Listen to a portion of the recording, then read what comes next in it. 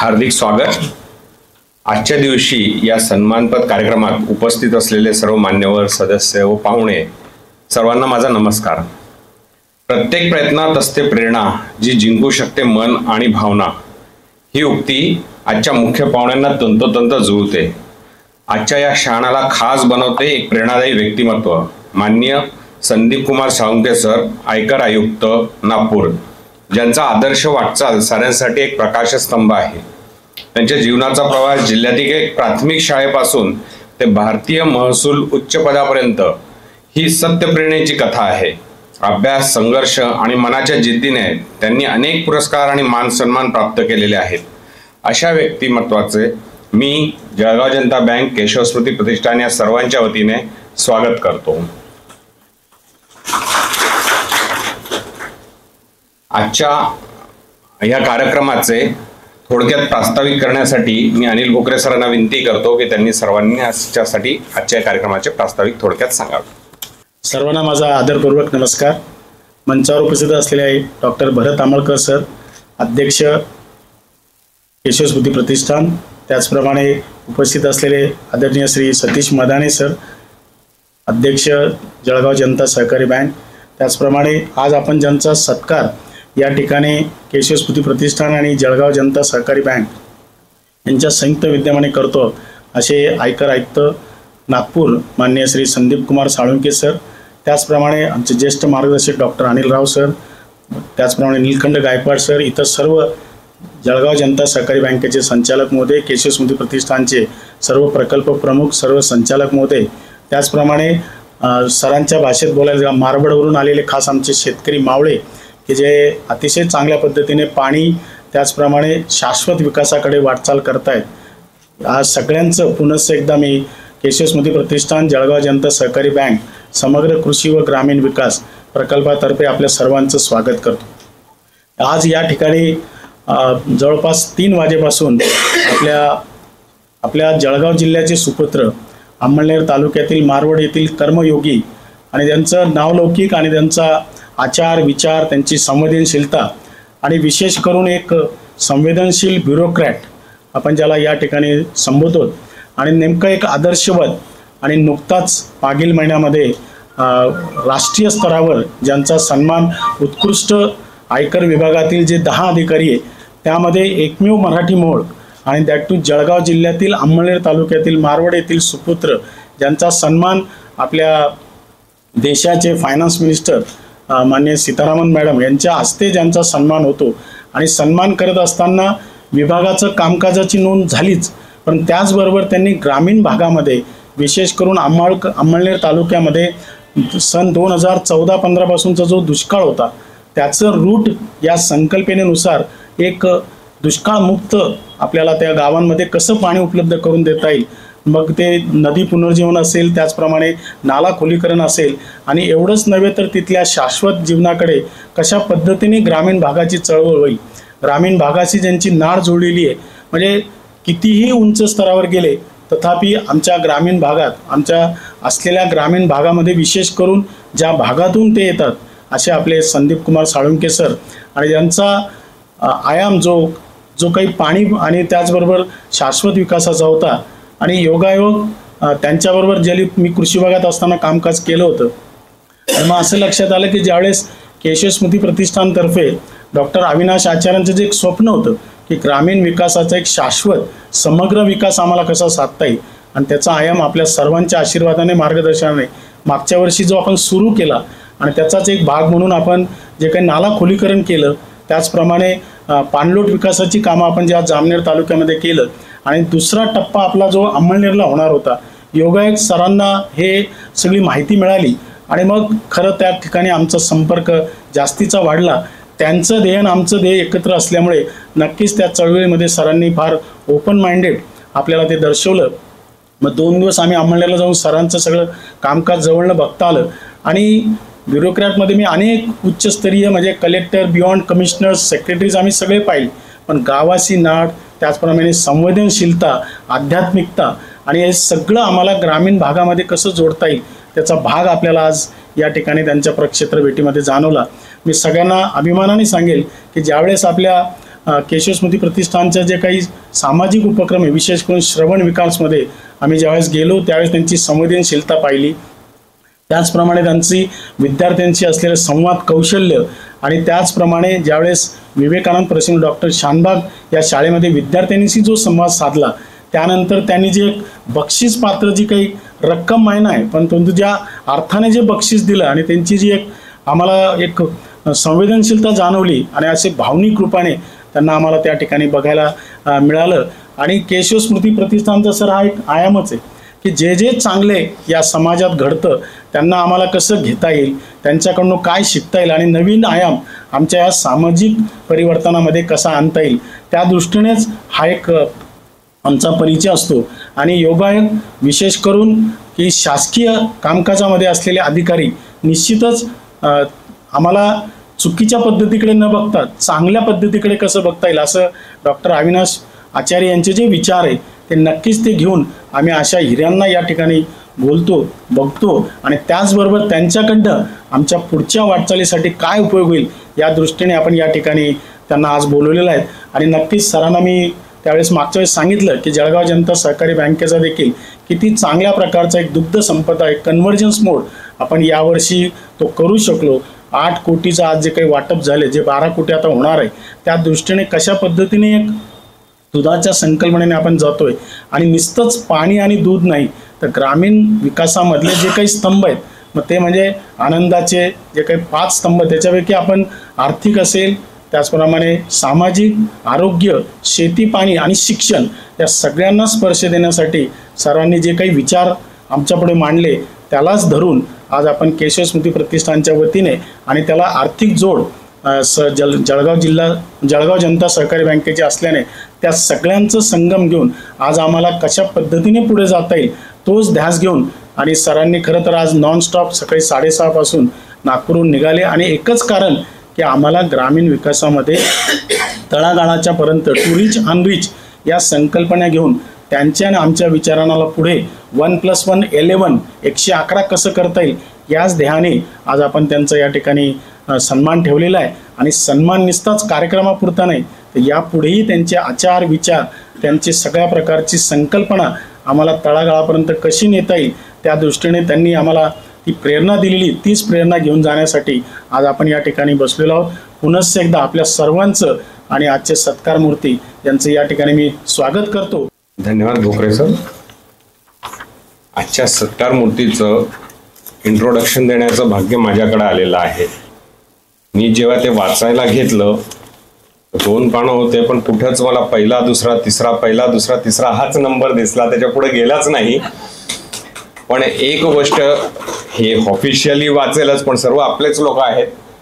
खरं म्हणजे आपण जे म्हणतो खानदेशाच्या माती, त्या बहिणाबाई चौधरींच्या मातीमध्ये इथल्या काहीतरी विशेष आहे. आपण एक एक हिरे इथं नक्की शोधून काढले. मग त्याच्यात उज्ज्वल निकम सर असो, प्रतिभाताई पाटील असो, त्याचप्रमाणे सरांचं एक नाव उल्लेख केला पाहिजे.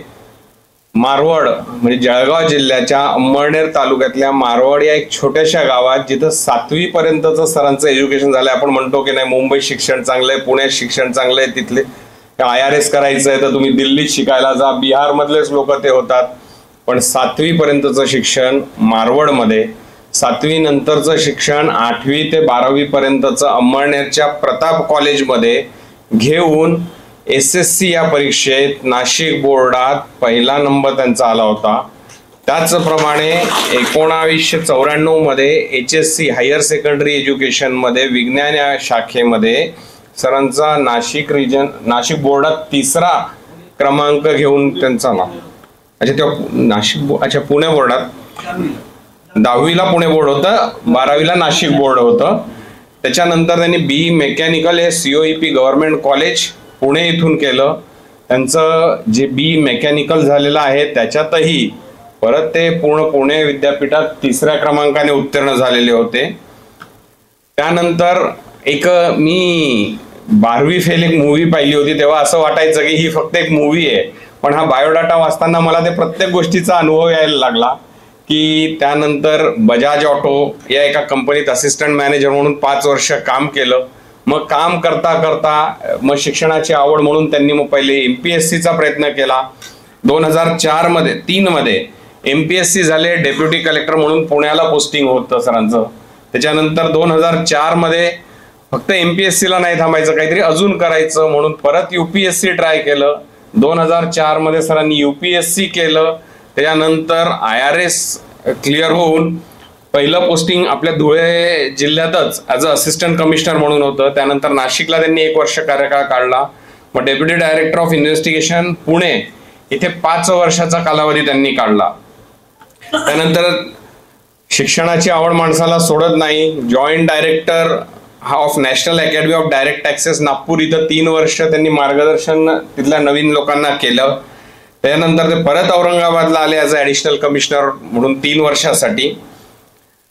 हे करत असताना आपण म्हणतो मी बिझी आहे, एवढं काम आहे. आता ते इन्व्हेस्टिगेशनला असतील तर डेफिनेटली त्यांच्यावरचा लोड आपण समजूच शकतो.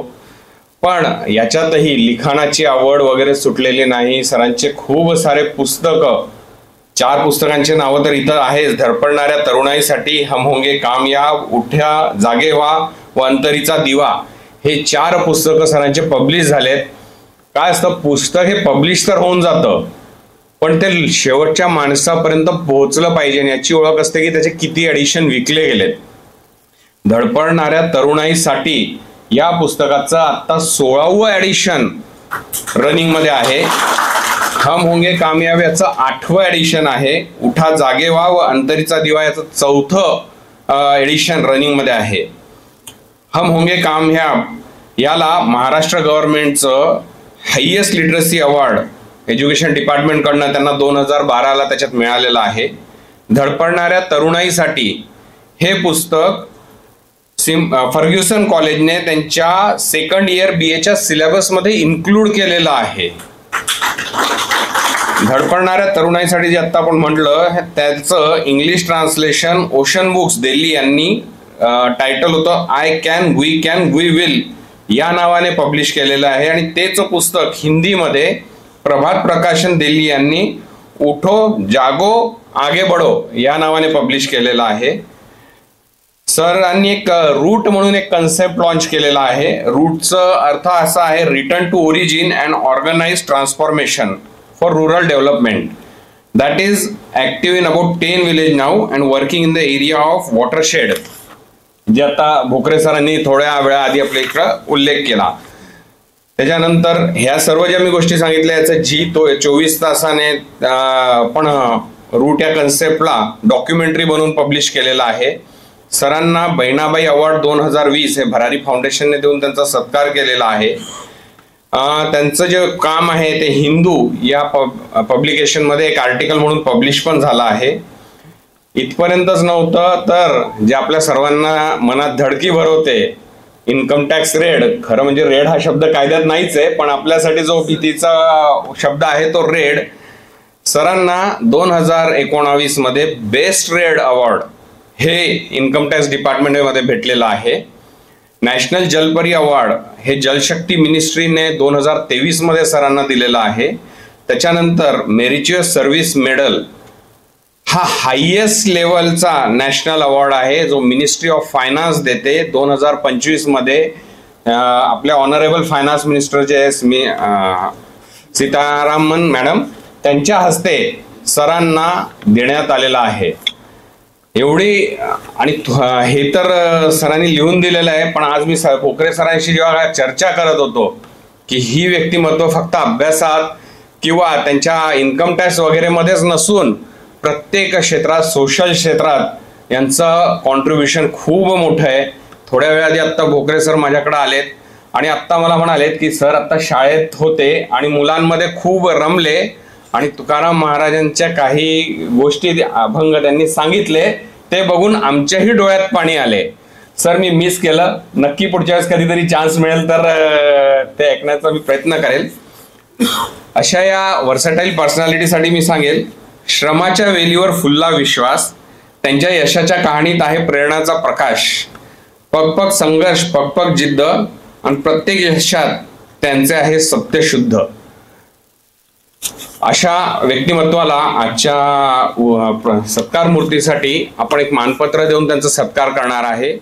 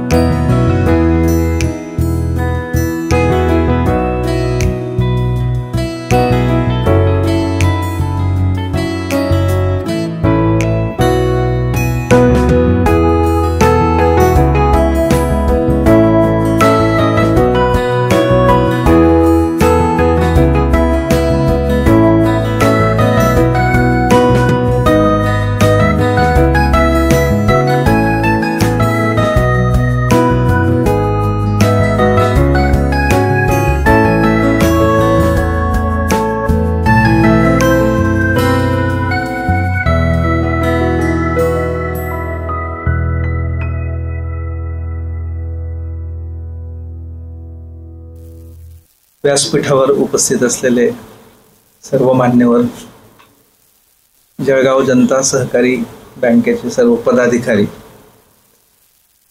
केशव स्मृती प्रतिष्ठानचे सर्व पदाधिकारी आणि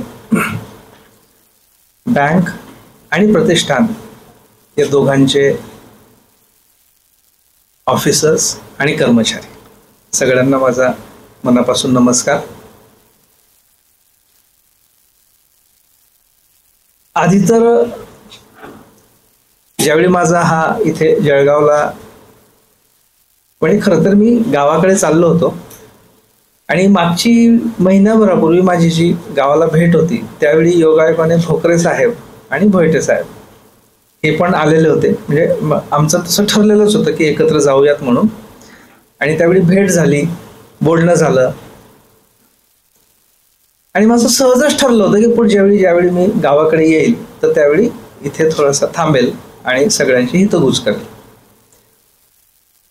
पण त्याचा एवढा मोठा प्रोग्राम होईल हे मला माहित नव्हतं.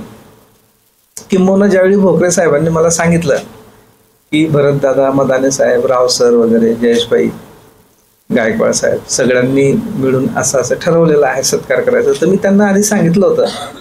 माझी पहिली प्रतिक्रिया अशी होती की घरातल्या घरात कोणी सत्कार करतं का? मग भोकरे साहेब हे मूळतः सरकारी कर्मचारी, त्यामुळे फाईल कशी बरोबर अप्रुव्हल होईल अशी कशा पद्धतीने मांडायची हे उपजत सरकारी अधिकाऱ्यामध्ये ते गुण असतातच. त्या पद्धतीने त्यांनी मला व्यवस्थित गुंडाळून वगैरे, आणि तरी सुद्धा आता ऍक्च्युली जो आल्यापासून जो प्रोग्राम झाला त्याच्यातले बरेचसे गोष्टी या सरप्राईजच होत्या आणि त्या प्लेझंट सरप्राईज होत्या. म्हणजे मी अगदी सुरुवातीला ज्यावेळी त्या मूकबधीर मुलांच्या याच्यामध्ये गेलो तर मला हे माहित नव्हतं की तिथे विद्यार्थी समोर असणार आहेत. आणि काय असतं की जेव्हा आपले हेतू शुद्ध असतात, अंतःकरण साफ असतं आणि जनकल्याणाची भावना आपल्या मनामध्ये असते, तर त्यावेळी बऱ्याच गोष्टी उत्स्फूर्तपणे होतात. त्यामुळे आता ज्या माझा तिथल्या विद्यार्थ्यांची हितगुज साधण्याचा जो उल्लेख झाला आणि जे माझ्या मनातनं जे अभंगाच्या ओळी आल्या त्या उत्स्फूर्तपणे आल्या, कारण मला ते माहीतच नव्हतं की मला विद्यार्थ्यांसमोर बोलायचंय. आणि त्याच्यामुळे कुठेतरी कुठली तरी निसर्गाची शक्ती ही नेहमी कुठेतरी कार्य करीत असते आणि ती वेगवेगळ्या रूपाने कुठे ना कुठे अशा पद्धतीने जिथे जिथे चांगलं काम होत असतं ती वेगवेगळ्या मार्गाने तिथे हेल्प करत असते. ते आपल्याला काही वेळा कळतं, काही वेळा कळत नाही, पण ती शक्ती काम करत असते.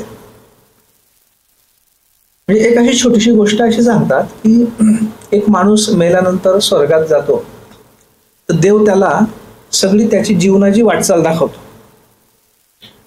तर प्रत्येक वेळी त्या माणसाच्या आयुष्यात 4-4 पावलं दिसतात. तर तो माणूस देवाला विचारतो की हे 4 पावलं कोणाकोणाची? तर देव म्हणतो की ही 2 पावलं तुझी आणि ही 2 पावलं माझी, कारण मी सतत तुझ्या सोबत होतो आणि तुझ्या सोबत चालत होतो.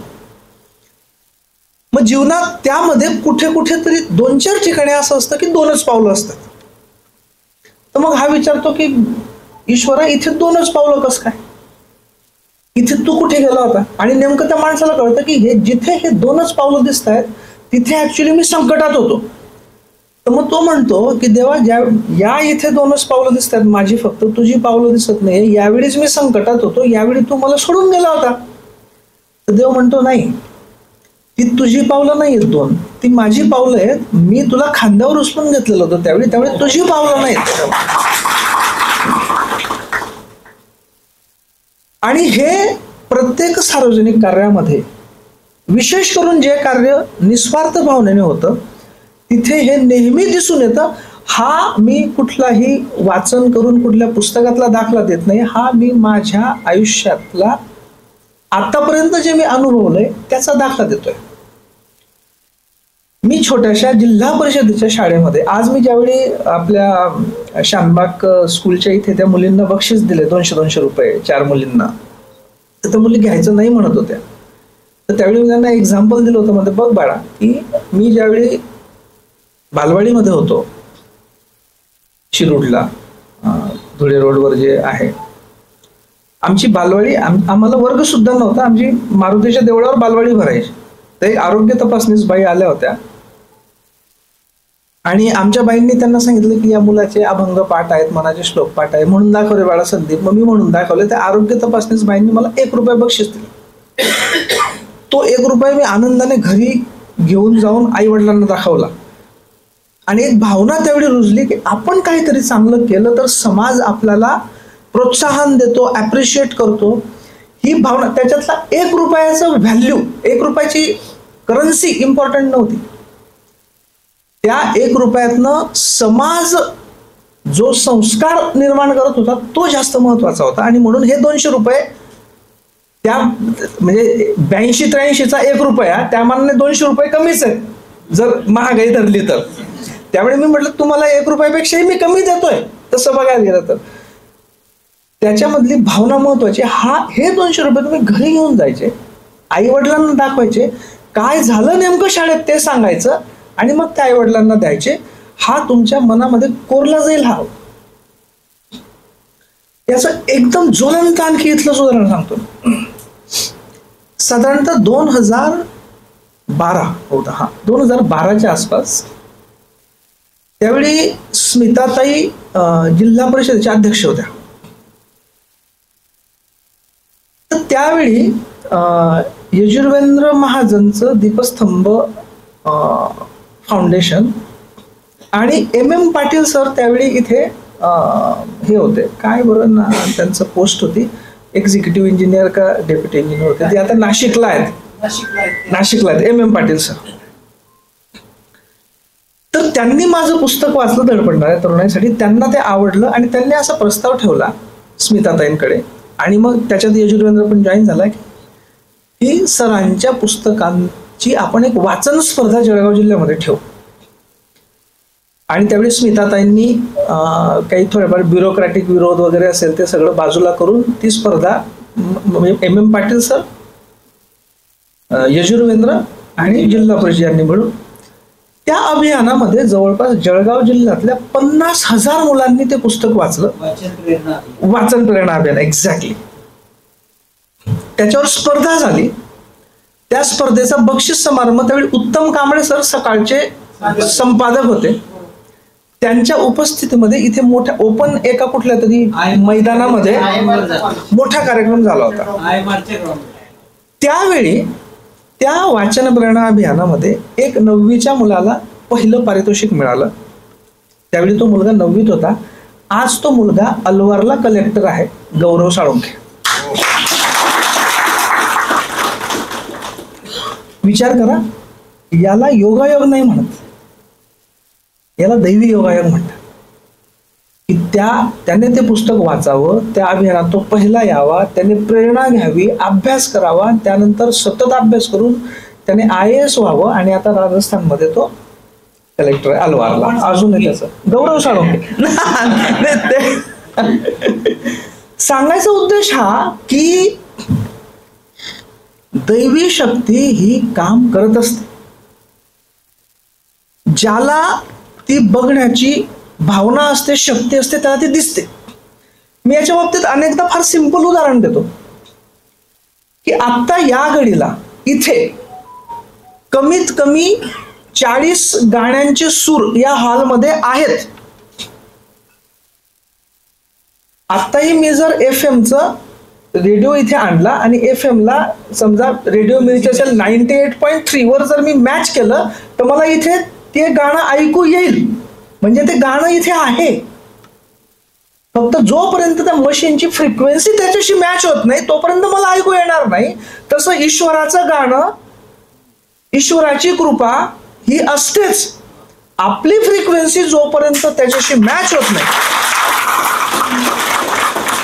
आपलं मन जोपर्यंत शुद्ध होत नाही तोपर्यंत आपल्याला ते ऐकू येत नाही किंवा ते जाणवत नाही. आणि म्हणून आपण जे म्हणतो ना की स्वच्छ पाण्यामध्ये तळ दिसतो, गढूळ पाण्यामध्ये तळ दिसत, शेवटी हे आहे बेसिकली. सो इतक्या कमी म्हणजे 1 महिना फक्त झाला माझा आणि भोकरे साहेबांचा संपर्क येऊन, आणि 1 महिन्यामध्ये आपण कदाचित वर्षानुवर्षाच्या वाटचालीमध्ये सुद्धा जितके ऋणानुबंध तयार होत नाही ते एका महिन्यामध्ये तयार होणं हे सुद्धा ईश्वरी संकेतच असतात. आता प्रश्न उरला कामाचा. तुम्हाला आश्चर्याची गोष्ट सांगतो, 2012-13, 14च्या आसपास आम्ही पाण्यावरचं काम सुरू केलं. तर माझ्या मनामध्ये एकच असायचं, एक काय आहे की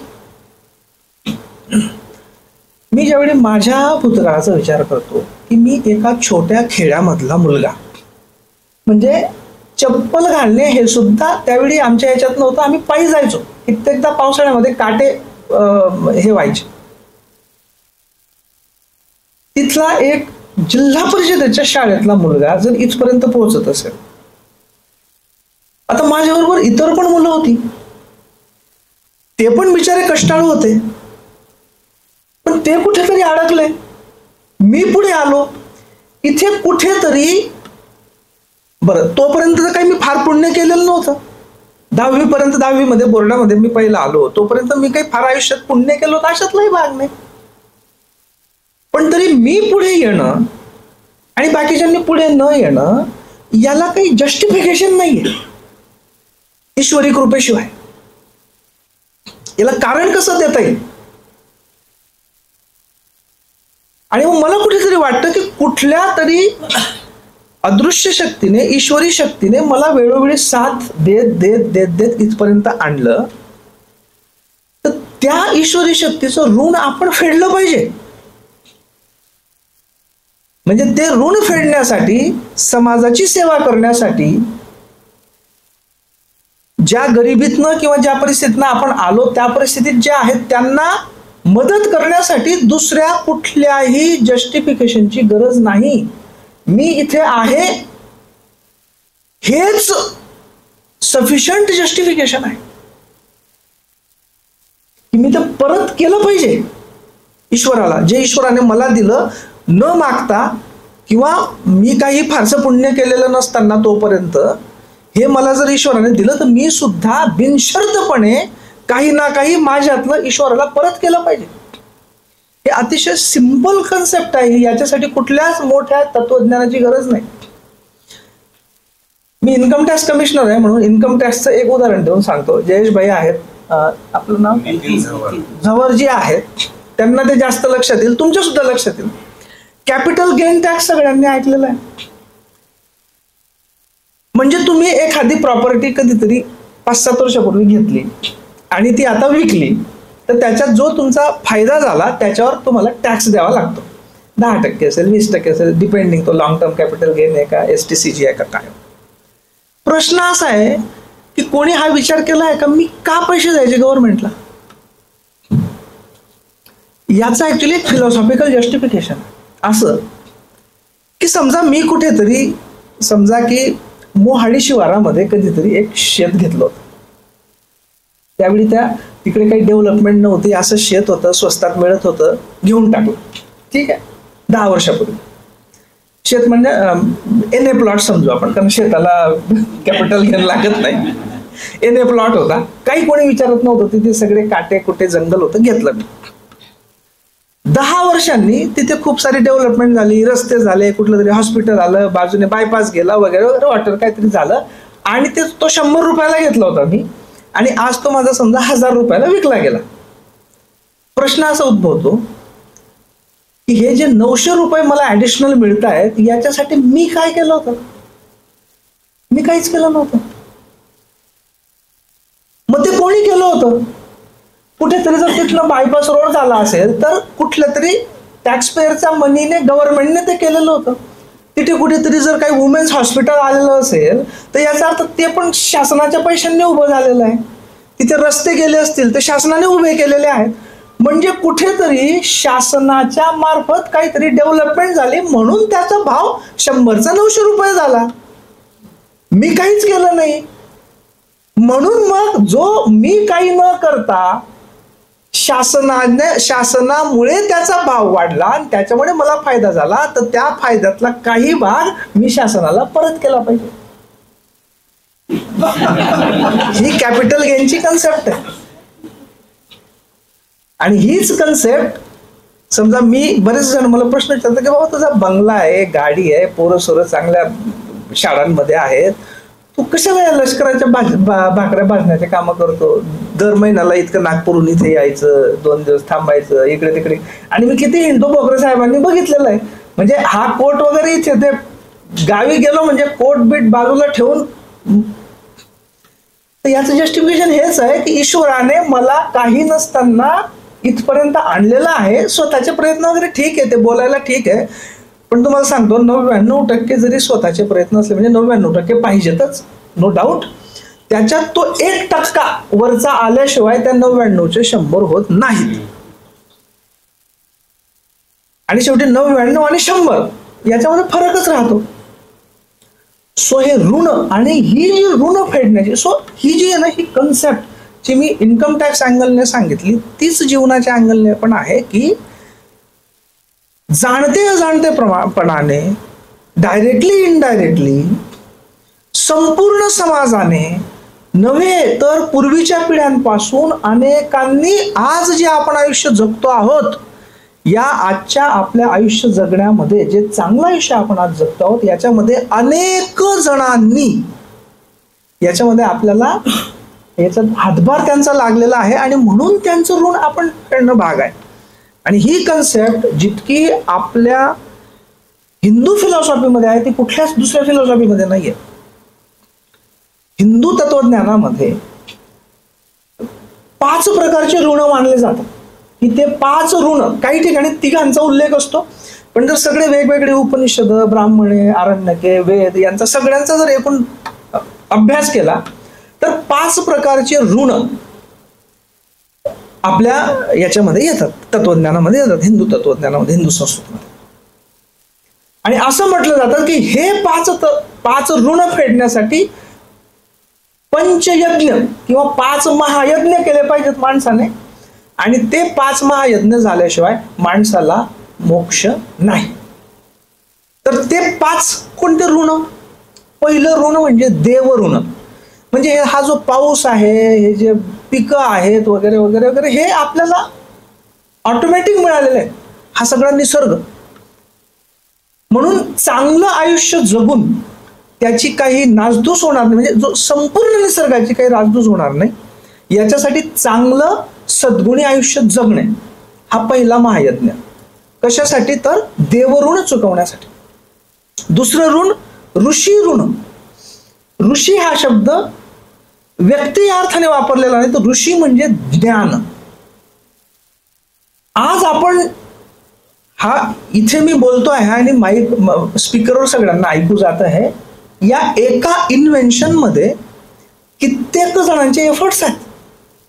इलेक्ट्रिसिटीचा शोध, स्पीकरचा शोध, वायरलेसचा शोध, शेकडो वर्ष कोणीतरी याच्यावर सतत अभ्यास केला, अनेकांनी त्याच्यात भर टाकली, म्हणून हे मला दिसतंय आज. अशा पद्धतीने सगळ्या प्रकारच्या ज्ञानामध्ये जे ज्ञानी लोक आहेत, ज्यांना ऋषी म्हणून म्हटलं जातं, त्यांच्यामुळे आज आपण हे सगळं बघतो आहोत. म्हणजे लाईट जरी घेतला नाही तिथे आपण अंधारामध्ये दिवे लावून बसलेलो राहिलो असतो. तर हे ज्ञानाचं ऋण आपण स्वतः ज्ञान घेऊन आणि आहे त्या ज्ञानात भर टाकून चुकवलं पाहिजे. म्हणून ज्ञानाचा यज्ञ हा दुसरा महायज्ञ, तो ऋषी ऋण चुकवण्यासाठी. तिसरं ऋण पितृऋण. इथे पितृ हा शब्द पिता या अर्थाने नाही, पितृ म्हणजे आपले वंशज, म्हणजे आपण ज्याला पितर म्हणतो ना त्या अर्थाने पितृऋण, की आपल्या पूर्वजांनी कुठेतरी, समजा मी मध्यंतरी राजस्थान मधल्या आमच्या जुन्या भाटला बोलवून सगळी वंशावळी काढून घेतली होती की मला माहित असायला पाहिजे की मी आलो कुठून नेमका. तर मला 1190 पर्यंतचा इतिहास सापडला, 1190. आणि ज्यावेळी मी ते सगळी बघितली, हे म्हणजे मूळ राजस्थान चित्तोडगडच्या जवळ, तिथून मग काय दुष्काळ पडला म्हणून काही जण खाली गुजरातकडे आले, मग तिथून काही जण मांडवगडकडे गेले, तिथून काही जण इकडे जळगाव जिल्ह्याकडे आले, काही धुळ्याकडे गेले वगैरे. असं करत करत ज्या मी असंख्य पिढ्या पाहिल्या तर माझ्या लक्षात आलं की अरे किती पिढ्यांचे उपकार. म्हणजे तो जिथे कुठे दुष्काळ पडल्यानंतर ते मायग्रेट झाले असतील, ते मायग्रेट नाही झाले असते तर तिथे वंशच संपला असता. सो हे किती पिढ्यांचे उपकार आहेत की आज मी जिवंत आहे किंवा मी आज मनुष्य जन्म बघितलेला. ते पूर्वजांचे ऋण फेडणे, म्हणजे पूर्वजांनी जे काम केलेलं आहे ते पूर्वजांच्या कामाला कमीपणा येईल असं काही न करता उलट त्यांचं नाव वाढेल, वंशाचं नाव वाढेल अशा पद्धतीने आपलं आयुष्य जगणे हा तिसरा महायज्ञ पितृऋण. चौथा नृ किंवा त्याला मनुष्य ऋण, म्हणजे सगळा जो समाज आहे तो जाणत्या अजाणतेपणाने डायरेक्टली इनडायरेक्टली कुठे ना कुठे मला सपोर्ट करत आलेला आहे, कुठे ना कुठे कोणी ना कोणीची मला कुठे ना कुठे काही काही मदत झालेली आहे. त्या समाज बांधवांचं ऋण फेडणं हा चौथा महायज्ञ मनुष्य ऋण फेडण्यासाठी. आणि पाचवं ऋण भूत ऋण, म्हणजे मनुष्य सोडून इतर सर्व प्राणी ते सुद्धा प्रत्यक्ष अप्रत्यक्षपणे आपल्याला मदत करत असतात. म्हणजे आपण जे आता बायोडायव्हर्सिटी वगैरे म्हणतो, आता आपण सायन्सच्या अँगलने बघतो की बायोडायव्हर्सिटी जर नष्ट झाली तर मनुष्य सुद्धा नष्ट होईल. हा तर सायंटिफिक विचार झाला, तो आपल्या संस्कृतीत आहे आधीच. भूत ऋण म्हणजे मनुष्य सोडून इतर सर्व प्रकारचे जे प्राणी आहेत त्यांना सुद्धा आपण सपोर्ट करणं हे, आणि मग तो पाचवा महायज्ञ. सो खऱ्या अर्थाने बघायला गेलं तर हे 5 महायज्ञ म्हणजे खरं तर यज्ञकुंड मांडून तिथे आहुती टाकून ते सिंबॉलिक झालं. खरा यज्ञ म्हणजे हे ऋण आपल्या कृतीद्वारे फेडणे हा खरा त्या पंचमहायज्ञांमधला मूळ विचार आहे. आणि त्या अर्थाने आपलं आयुष्यच एक प्रकारचं यज्ञ आहे आणि त्या यज्ञामध्ये आपण आपल्या प्रयत्नरूपी समिधा टाकून ते यज्ञ 5 महायज्ञ पूर्ण करून मग मोक्ष प्राप्तीला जाणे इतका महान विचार आपल्या संस्कृतीमध्ये आहे. त्याच्यामुळे मी आज जे काही करतो आहे, जे मी गावासाठी करतो आहे, डिपार्टमेंटमध्ये मी जे काम करतोय, जयेश भाईंना वगैरे माहीत आहे डिपार्टमेंटमधलं माझं काय काम आहे वगैरे, ते टेक्निकल भाग आहे, तो मला आता सांगता पण येणार नाही किंवा तुम्हाला त्याच्यातला टेक्निकल भाग समजणार नाही. पण गावामध्ये जे आम्ही गेल्या जवळपास 18 वर्षापासून काम करतो आहोत. कालच मी रिसर्च पेपरचं एक फायनलायझेशन करायला घेतलं. 650 फुटांवर वॉटर लेवल होती 2019च्या आधी, ती आता 300 फुटापर्यंत आलेली आहे. 73 विहिरींचा आम्ही स्टडी केलेला आहे. त्या 73 विहिरींमध्ये मे मध्ये 1 फुटही पाणी नसायचं. आज तिथे भर मेच्या उन्हाळ्यामध्ये सुद्धा 15 ते 20 फूट पाणी असतं. आणि मान्सून नंतर तर अनेक विहिरी आमच्या अशा आहेत, मावळ्यांच्याच विहिरी आहेत, ते मावळे सुद्धा बसलेले आहेत. काहींच्या विहिरीला तर आमचे एक मावळे आले नाही गोकुळाप्पा, त्यांच्या विहिरीला तर हाताने पाणी काढता येईल इतकं मान्सून नंतरचं पाणी असतं. ॲव्हरेज क्रॉप डेन्सिटीचं आम्ही बघितलं की पूर्वी सरासरी फार फार तर 2 पिकं व्हायची, आज सरासरी 3 ते 4 पिकं होत आहेत. प्रॉडक्टिव्हिटी इन्क्रीज जवळपास 30% झालेली आहे. हे सगळे रिझल्ट्स जे आहेत, हा जो भाग आहे हे ऋण फेडण्याचा एक आपल्या परीने होणारा प्रयत्न आहे. आणि त्याच्यामुळे तसं बघायला गेलं तर कुठलं पारितोषिक मिळो अथवा न मिळो, पारितोषिक तर आता 2-4 वर्षापूर्वी मिळायला लागली. 18 वर्ष आम्ही कुठल्याही पारितोषिकाविनाच काम करत होतो. किंबहुना आम्ही आमचे मावळे बसले, आम्ही आमचे जे ग्राउंड लेवलला काम करणारी माणसं आहेत त्यांना आम्ही कार्यकर्ते वगैरे काही म्हणत नाही, त्यांना आम्ही मावळे म्हणतो. कारण पहिलं स्वराज्य होतं जे शिवाजी महाराजांनी मावळ्यांच्या मदतीने प्रस्थापित केलं. आता सुद्धा आपल्याला दुसऱ्या स्वराज्याची गरज आहे. कुठलं स्वराज्य? भूक, गरिबी, पाण्याचं दुर्भिक्ष, आरोग्याचं दुर्भिक्ष याच्यापासून स्वातंत्र्य हा एक प्रकारचा दुसरा स्वातंत्र्याचा लढा आहे. आणि तो सुद्धा ग्राउंड लेवलला मावळ्यांनी लढायचा आहे. आणि आम्ही तर आमच्या याच्यामध्ये एक नियम केलेला आहे की गावाच्या कामासाठीचा कुठलाही लोकल सत्कार कोणीही स्वीकारायचा.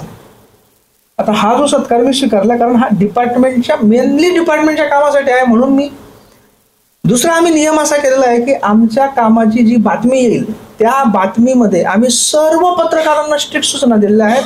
कोणत्याही व्यक्तीचं नाव येऊ द्यायचं नाही. एकतर रूट संकल्पना किंवा मग मारवाड विकास मंच, व्यक्तीचं नाव येऊ द्यायचं नाही. आधीमध्ये कधीतरी पत्रकार टाकून देतात माझं नाव किंवा आमच्या विजू बापूंचं नाव किंवा अजून एखाद्या मावळ्याचं नाव. मग आम्ही त्यांना फोन करून सांगतो की बाबा तू नाव का बरं टाकलं. मग ते सांगतात साहेब त्याच्याशिवाय संपादक बातमीच घेत नव्हता वगैरे. मग आम्ही सांगतो नको घेऊ द्या, आम्ही कुठे सांगतो तुम्हाला बातमी करायची. कारण काय होतं कुठल्याही सार्वजनिक कामामध्ये आणि इव्हन वैयक्तिक कामामध्ये भानगडी कुठून होतात. एक म्हणजे लग्नपत्रिकेमधलं नाव राहून जाणं. म्हणून आपल्या लग्नपत्रिका अलीकडे लग्नपत्रिका म्हणजे अख्ख्या गावाचीच यादी असते, कुठे ना कुठे तो बसलाच पाहिजे, कार्यवाहक, संयोजक, आदरणीय, कुठे ना कुठे भानगडी एकतर लग्नपत्रिकेतल्या नावावरनं नाहीतर मग पेपर मधल्या नावावरनं. सो इतकं निस्वार्थपणे काम आम्ही करतो आणि त्याचं कारण एवढंच आहे की हे या ऋणातून मुक्त व्हायचंय. म्हणून स्वामी विवेकानंद नेहमी म्हणायचे की तुम्ही जर काही परोपकार करत असाल तर तुम्ही हे डोक्यात ठेवू नका की तुम्ही परोपकार करत आहात, तुम्ही स्वतःवरच उपकार करत आहात. त्या परोपकार जो बाहेरच्या जगाला परोपकार वाटतो तो परोपकार खरं तर तुम्ही स्वतःवर उपकार करून घेत आहात, त्या निमित्ताने तुम्ही शुद्ध होत आहात स्वतः, आणि हा तुमचा स्वतःवरचा उपकार आहे, हा त्याच्यातला भाग आहे. पण तरी सुद्धा मी 2-3 गोष्टींसाठी जळगाव जनता बँक आणि केशव स्मृती प्रतिष्ठानचे खूप आभार मानू इच्छितो. की एक, जे पाण्याचं काम आहे त्याच्यामध्ये ते आम्हाला केशव स्मृती प्रतिष्ठान सक्रिय सहाय्य करत आहेत. भोकरे साहेब मागच्या महिन्यामध्ये 2 दिवस येऊन गेले, भोयटे साहेब 1 दिवस येऊन गेले, त्यांच्यासोबत आदित्य सावळे आहे, आणि अजून एक जण कोण आलं होतं, अजून एक इंजिनियर होता, इंजिनियर का कोणतरी, मला नाव आठवत नाही दुसऱ्या दिवशी. तर तुमच्या सगळ्यांचे खूप खूप आभार. की त्याच्याने काय होतं, आता उदाहरणार्थ भोकरे साहेब आले, आदित्य आला, तर अदरवाईज जे इस्टिमेट्स आम्ही तयार करायचो कंपन्यांना CSR ला प्रेझेंट करण्यासाठी वगैरे वगैरे, आता काम थोडंसं सोपं झालं. आदित्यने लगेच 3-4 कामांचे इस्टिमेट्स करून दिले. माझ्यावरचाही थोडासा लोड कमी होतो, कारण शेवटी माझ्यावरचा कामाचा लोड अदरवाईज पण खूप भयंकर असतो. आता येताना मी 2 मीटिंग वाटेत अमरावतीच्या ऑफिसला 1 मीटिंग करून येतो आहे, त्याच्यामुळेच मला इनफॅक्ट यायला उशीर झाला. बस. सो तो एक भाग झाला की ती सक्रिय मदत आम्हाला मिळते आहे. आणि या निमित्ताने सगळ्यात महत्त्वाची आणखी एक गोष्ट की ते काम शेवटी होत राहतील. कधी काम हळू चालेल, फास्ट चालेल, अडथळे येतात. आम्ही 18 वर्ष बघतो आहोत, अनेक अडथळे येतात. अनेकदा ब्युरोक्रेसी सुद्धा अडथळे निर्माण करते. बऱ्याच वेळा असं होतं की ज्यांनी हे काम करायला पाहिजे ते करत नसतात, आणि जे करत असतात त्यांनाही करू देत नसतात. अशी म्हणजे मी स्वतः ब्युरोक्रॅट आहे, अनेकदा असे प्रसंग येतात. पण प्रत्येक वेळी मार्ग सुद्धा निघतो. ज्यावेळी आपण जर आपला उद्देश चांगला असेल, निस्वार्थ असेल. कारण गावांमध्ये काम करणं एवढं सोपं नाही. आधी तर गावामध्ये काम सुरू केलं आपण की गावकऱ्यांच्या मनामध्ये पहिला प्रश्न उद्भवतो की याला ग्रामपंचायतीत उभं राहायचं असेल, किंवा याच्या मिसेसला उभं राहायचं असेल, किंवा मग याला ZP मध्ये जायचं असेल, नाही तर मग आमदारकीला ट्राय करायचं असेल, वगैरे वगैरे. तेही न ऐकता म्हणजे त्यांच्याकडे दुर्लक्ष करून आपलं काम चालत राहिलं का मग 3-4 वर्ष सतत काम केलं का मग गावकऱ्यांना विश्वास बसायला लागतो, नाही बरं का, याचा काही स्वार्थ नाही. मग ते जरी झालं तरी मग छोट्या छोट्या गोष्टींवर, कारण स्थानिक राजकारण असतं. एवढ्या वेळ्या गावांमध्ये 4-4, 5-5 गट असतात. काही शेतकरी त्यांना काही कारण नसताना पण नुसतं काम अडवण्यामध्ये एक वेगळा आनंद मिळत असतो. बांधाच्या अडचणी असतात. इथे काबरं केलं खोलीकरण, तिथे काबरं नाही केलं, अनेक गोष्टी असतात.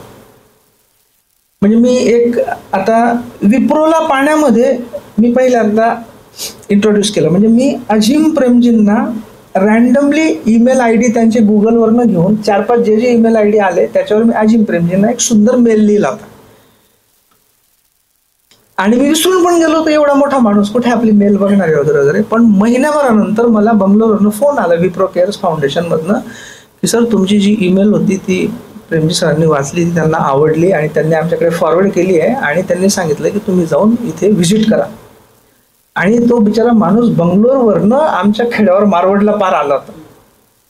आणि त्यावेळी त्यांनी एक पहिलं छोटं काम केलं. नंतर मग हळूहळू त्यांना त्या कामातला इंटरेस्ट वाटला. नंतर आता गांधीला त्यांनी एक मोठं काम केलं, सुंदर काम केलं.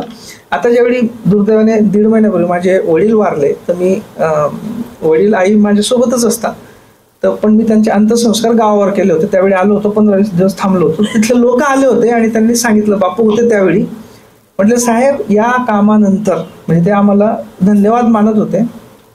म्हटलं सर मागच्या वर्षी आमच्या गावाच्या आसपास 4-5 कोटीचा कांदा घेतला म्हणे शेतकऱ्यांनी. आणि ही फार मोठी गोष्ट असते.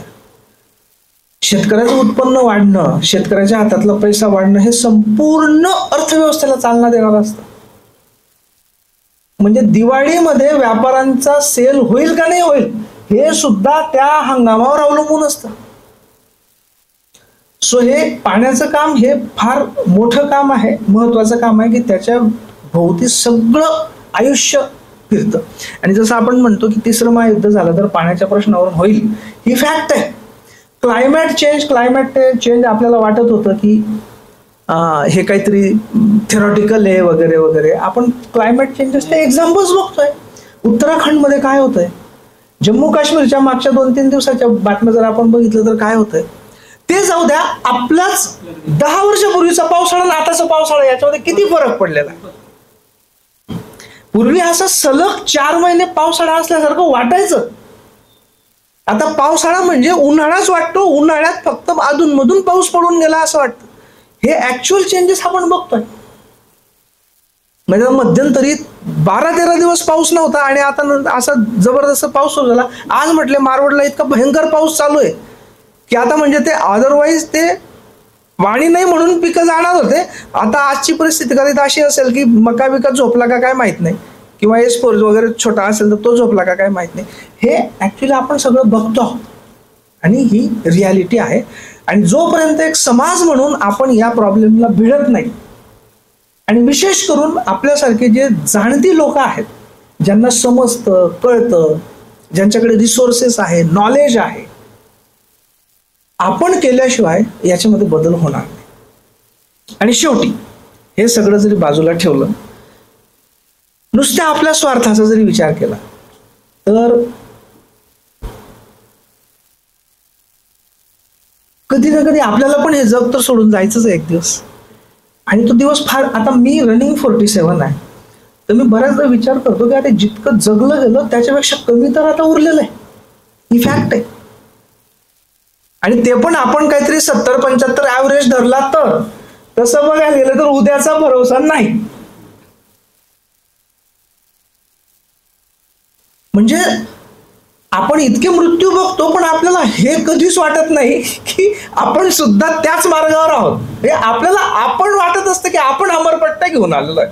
आपल्याला वाटतच नाही की आपल्याला काही होईल.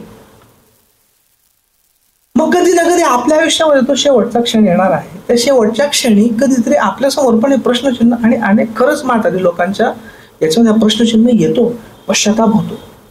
यार मी आयुष्यात काय केलं नेमकं, माझं हे करायचं राहून गेलं, माझं ते करायचं राहून गेलं. पश्चातापाचा क्षण येतो. दासबोधामध्ये जसं म्हटलेलं आहे, सरता संचिताचे शेष नाही क्षणाचा अवकाश, भरता न भरता निमिष जाणे लागेल. जेव्हा संचिताचा आपलं शेष संपेल, एक क्षण पण आपल्याला इथे थांबता येणार नाही. भरता न भरता निमिष जाणे लागे, आपल्याला निघून जावं लागेल. गेले बहुता बळांचे, गेले बहुता काळांचे, गेले बहुता कुळांचे कुळवंत राजे. ज्यांना बळाचा अभिमान होता, काळाचा अभिमान होता, कुळाचा अभिमान होता, पैशाचा अभिमान होता, पदाचा अभिमान होता, कोण वाचलं? बहुता जन्माचा शेवट नरदेह सापडे अवचट, येत वर्तावे चोकट नीती न्याय. जन्माच्या शेवटी हा नरदेह त्रासातनं जाईल, पेन मधनं जाईल, आणि ते शेवटच्या क्षणाचा पश्चाताप जर टाळायचा असेल, येथ वर्तावे चोखट नीती न्याय, तर तो शेवटचा क्षण हा आनंदात जाईल. किंवा जसं तुकाराम महाराजांनी म्हटलेलं आहे की याच साठी केला होता अट्टाहास, शेवटचा दिस गोड व्हावं. तर हे जे आपण काम करतो आहोत, हा शेवटी आपल्या स्वतःच्याच गोड शेवटासाठीचा अट्टाहास आहे. दुसऱ्या कोणासाठी नाही. खरं तर तो आपला स्वार्थ आहे की आपला शेवटचा दिस गोड व्हावा. जास्त मी बोलत नाही, कारण मला इथून पुढे मारवडला पण जायचं आहे, पण मी अधूनमधून इथे येत राहील. मी जळगाव पीपल्स बँकेमध्ये काही वर्षांपूर्वी आलेलो होतो. भालचंद्र पाटील साहेब यांनी मला बोलवलं होतं. जळगाव जनतामध्ये कधी येणं झालं नव्हतं, पण आज मी माझं हे भाग्याचं हे समजतो, क्षण समजतो की मला इथे यायला मिळालं. जी भेट तुम्ही दिली ती तुकाराम महाराजांचा जो प्रतिमा हे शिल्प दिलं, हे अतिशय विचारपूर्वक आणि मला आनंद देणारं ठरलं, कारण तुकाराम महाराजांवर माझी नितांत श्रद्धा आहे. म्हणजे बऱ्याचदा मी जर देहूला गेलो, एकतर मी अगदी जेव्हापासून इंजिनिअरिंग कॉलेजला होतो पुण्याला, तेव्हा सुद्धा मी त्यावेळी काहीच नव्हतं आमच्याकडे. बसमध्ये जाऊन मी देहूला बसमध्ये बसून मी देहूला जायचो. भंडारा डोंगरावर जायचो जिथे तुकाराम महाराज अभंग लिहायचे. भामचंद्र डोंगर आहे, आणखी 2 डोंगर आहेत ऍक्च्युली देहूच्या पलीकडे. एक भामचंद्र डोंगर आहे आणि एक भंडारा डोंगर आहे. भामचंद्र डोंगरावर एक छोटीशी गुहा आहे, अजून पण आहे ती, की जिथे बसून तुकाराम महाराज अभंग लिहायचे. मी तेव्हापासून जायचो आणि तुम्हाला खरंच आश्चर्य वाटेल की अनेकदा मला तिथे गेल्यानंतर अक्षरशः अश्रू ओघळतात. 2 ठिकाणी माझे अश्रू ओघळतात. एक म्हणजे तिथे देहूला जे आपलं मेन मंदिर आहे तिथे लेफ्ट साईडला असं थोडा वरती 2-4 पायऱ्यांनी येतं, तिथे तुकाराम महाराजांचं मूळ घर आहे. तळीपाटाचं घर आहे. अजून कधी तुम्ही गेलात देहूला तर जरूर बघा ते घर, जिथे तुकाराम महाराजांच्या इंद्रायणीच्या काठ तिथे आता मोठं गाथा मंदिर झालेलं आहे आणि तुकाराम महाराजांचे सगळे 4000 पेक्षा जास्त अभंग संगमरवरी शिल्पावर तिथे कोरलेले आहेत. आता सुंदर गाथा मंदिर आहे. भामचंद्र डोंगरावरची ती गुहा आणि भंडारा डोंगरावर जिथे असं म्हटलं जातं की तिथे ज्यावेळी तुकाराम महाराजांच्या मिसेस आवली त्यांचा डबा घेऊन येत होत्या त्यावेळी त्यांच्या पायात काटा गेला आणि मग तो विठ्ठलाने येऊन काढला, अशी जी आख्यायिका आहे. तो हे स्थळ आणि आळंदीला दर्शन बारीच्या इथे एक ठिकाणी आहे की जिथे ज्ञानेश्वर माऊलींनी संजीवन समाधी घेतली.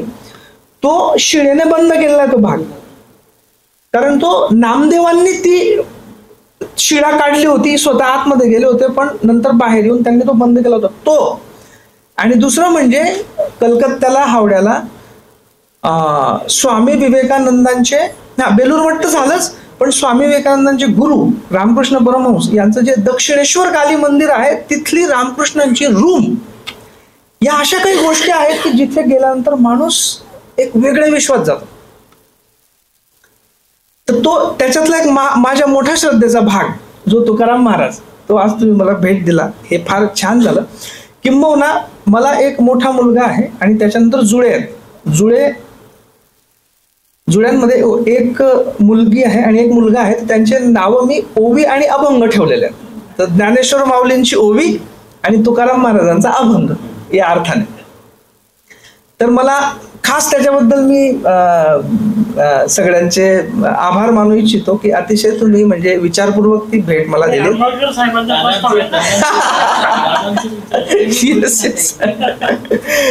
तर भरतदादांचे खास त्याच्याबद्दल खूप खूप आभार. आणि असंच आपलं सहकार्य मिळत राहू, एकत्र काम करत आपण जळगाव जिल्ह्यामध्ये अंमळनेर तालुक्यामध्ये चांगलं काम उभं करू, शाश्वत काम उभं करू, जेणेकरून काय आहे की समाजसेवा वेगवेगळ्या मार्गाने वस्तू वाटून वगैरे पण करता येते, पण जे शाश्वत काम असतं ना, स्वामी विवेकानंदांनी म्हटलेलं आहे की तुम्ही एखाद्या भुकेल्याला अन्न दिलं उत्तम, एखाद्या आजारी माणसावर उपचार केले छान, पण एखाद्या माणसाला संपूर्ण जीवन जगण्यासाठीचा एखादा विचार जर शाश्वत दिला तर ते सगळ्यात उत्तम सेवा. तर ज्यावेळी मी भोकरे साहेबांच्या मार्फत केशव स्मृती प्रतिष्ठानची सगळी फिलॉसॉफी ऐकत होतो विकासाच्या बाबतीत, की कॉन्व्हर्जन्स मॉडेल आणि ॲग्री एंटरप्रिनरशिप हे फार महत्वाचं आहे, कारण हेच शाश्वत विकासाचे मार्ग आहेत. आणि प्रत्येक वेळी शाश्वत काम करताना बऱ्याच वेळी काय होतं की आपल्याला इमिजिएट रिझल्ट दिसत नाही, लगेचच्या लगेच रिझल्ट दिसत. एखादी बिल्डिंग उभी केली ना ती लगेच दिसते आणि आपल्याला बरं वाटतं की हे मी केलं. शाश्वत कामामध्ये आपल्याला रिझल्ट दिसत नाही, पण ते काम खरं काम असतं. तिथे निस्वार्थपणे आपण असं की बाबा काय याचे रिझल्ट दिसत ना, पण आपण शाश्वत काम केलं पाहिजे, ही जर भावना असते ना तरच शाश्वत बदल घडतो. कारण ज्यावेळी आपण आपलं जर स्वातंत्र्य संग्रामाचं उदाहरण घेतलं तर जे स्वातंत्र्य संग्राम 1880-85 पासून जे लढत होते त्यांच्या समोर त्यांनाही दिसत होतं की माझ्या लाईफ टाईम मध्ये काय, माझ्या आणखी 2 पिढ्यांच्या लाईफ टाईम मध्ये सुद्धा इंग्रज जाणार नाही हे त्यांना माहित होतं, पण तरी ते लढले. आणि कुठे ना कुठे आपल्याला स्वातंत्र्य मिळालं. प्रत्येकाने वेगवेगळ्या मार्गांनी, क्रांतिकारकांनी, गांधीजींनी, नेहरूंनी, वेगवेगळ्या क्रांतिकारक इतर सगळ्यांनीच त्याच्यामध्ये काही ना काही आपल्या पद्धतीने कॉन्ट्रीब्युशन केलं. त्याच पद्धतीने शाश्वत विकासामध्ये सुद्धा आपल्याला जरी लगेचच्या लगेच रिझल्ट नाही दिसले तरी सुद्धा आपण शाश्वत विकासाचीच कामांवर कॉन्सन्ट्रेशन करू. आणि जसं तुकाराम महाराजांनी म्हटलेलं, एकमेका सहाय्य करू अवघे धरू सुपंथ, आणि शेवटचा दिस आपला गोड व्हावा या दृष्टीने प्रयत्न करू. आणि त्याच्यात तुमचं जे काही सहकार्य मिळत आहे आणि मिळेल त्याच्याबद्दल आम्ही सगळ्यांचे ऋणी राहू. आणि माझ्या साईडने सुद्धा, आमच्या मावळ्यांच्या साईडने जिथे जिथे शक्य आहे तिथे आम्ही नक्की सहकार्य करू. पुन्हा एकदा जळगाव जनता सहकारी बँक, केशवमूर्ती स्मृती प्रतिष्ठान यांचे पदाधिकारी, स्टाफ, ऑफिसर्स सगळ्यांचे आभार मानतो. थँक्यू. जय हिंद.